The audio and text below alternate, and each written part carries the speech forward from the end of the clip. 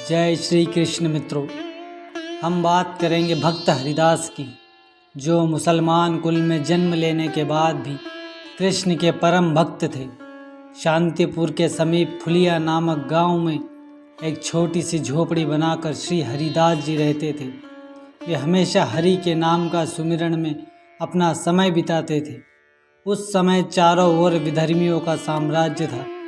उन्होंने कई हिंदुओं का धर्म परिवर्तन कर दिया था और अपने धर्म में शामिल कर लिया था।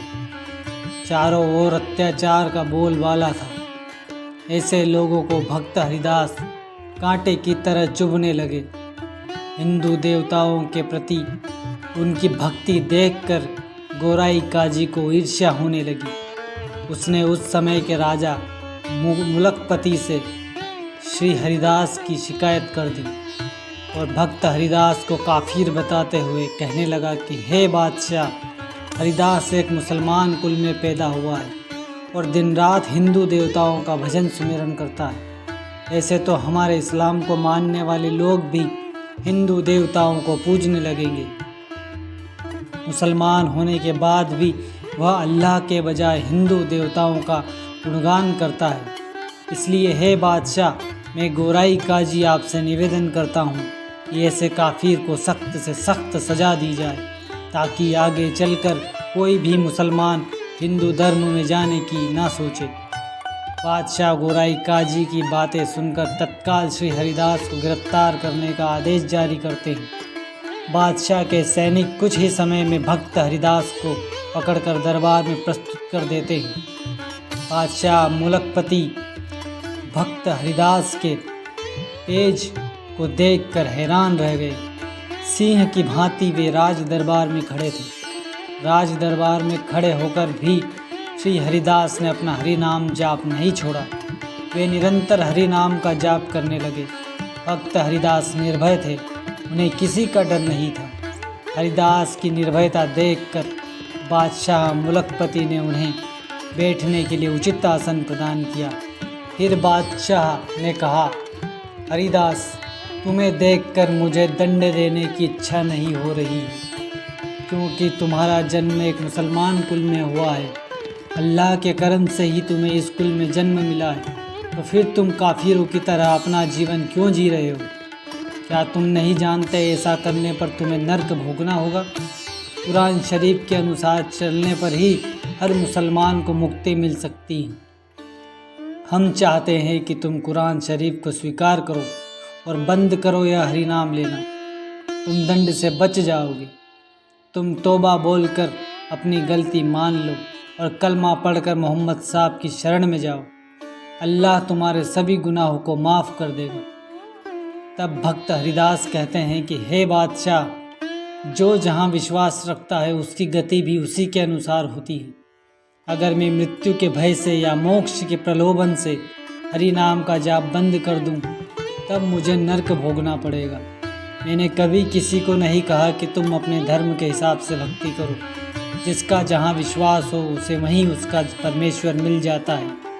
यह तो विश्वास की बात है। बादशाह इतना सुनकर मुलकपति सुन्न रह गया। पूरी सभा में सन्नाटा छा गया। कुछ समय बाद बादशाह बोला, हरिदास, तुम्हारी बातें कुछ हद तक तो ठीक है, परंतु ये बातें सारे हिंदू फकीरों की हैं और तुम्हारा जन्म एक मुसलमान कुल में हुआ है, इसीलिए तुम्हें मुसलमान धर्म में ही विश्वास रखना चाहिए। भक्त हरिदास बोले, बादशाह, मुझे एक बात बताइए, यदि कोई हिंदू स्वेच्छा से मुसलमान धर्म को अपनाता है तो क्या तुम उसे सजा देते हो या उसका स्वागत करते हो? बादशाह बोला, अगर स्वेच्छा से आता है तो उसका स्वागत ही करेंगे। हरिदास बोले, हे बादशाह, ठीक उसी प्रकार मैंने भी स्वेच्छा से हरि नाम में अपना विश्वास किया है, तो आप ही बताइए इसमें विरोध की क्या बात है? इस बात का बादशाह के पास कोई उत्तर नहीं था। कपटी गोराई काजी भी मन ही मन सोचने पर मजबूर हो गया था। सभा में किसी के पास भी भक्त हरिदास की इस बात का जवाब नहीं था। बादशाह ने मुसलमान काजी के दबाव में आकर हरिदास को यह आदेश दिया कि या तो तुम कलमा पढ़ो या दंड स्वीकार करो। हरिदास बोल आप भारी से भारी दंड दे सकते हैं, परंतु कोई भी दंड मुझे अपने विश्वास से नहीं डिगा सकता। इतना सुनकर काजी बीच में बोल पड़ा और कहता है, बादशाह इसे दंड जरूर देना, नहीं तो इसे देखकर और भी मुसलमान इस्लाम छोड़कर हिंदू धर्म को अपना लेंगे। यह पहला मुसलमान है जो इस्लाम छोड़कर हिंदू धर्म में विश्वास रखता है। इसे ऐसी सज़ा दो कि बाकी सभी हिंदुओं के कान खड़े हो जाएं। काजी की बात मानकर बादशाह हरिदास को बेंत और कोड़ों से मारते हुए 22 बाजारों में घुमाया जाने का आदेश जारी कर देता है। हरिदास पर तुरंत ही कोड़ों की बरसात होने लगती है। उनका कोमल शरीर लहूलुहान हो जाता है। कोड़ों से खाल लिपट कर बाहर आने लगती है।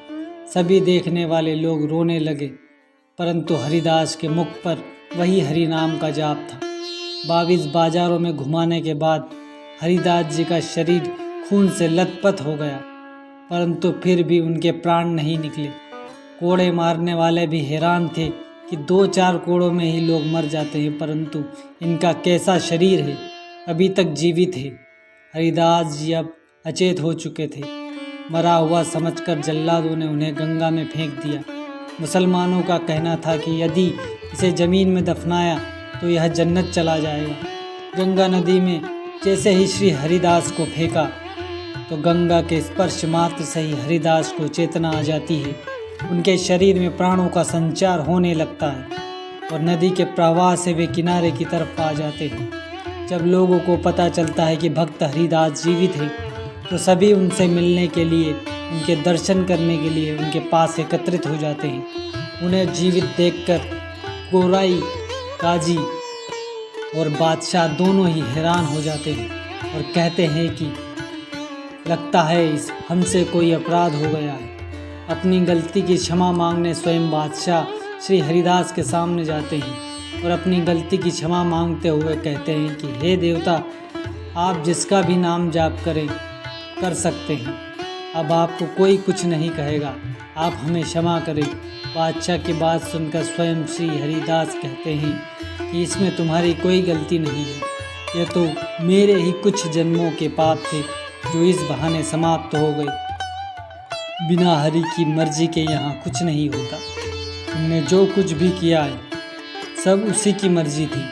इतना सुनकर बादशाह वहाँ से चले जाते हैं। तो मित्रों, यही थी भक्त हरिदास की कथा। धन्यवाद। जय श्री हरि।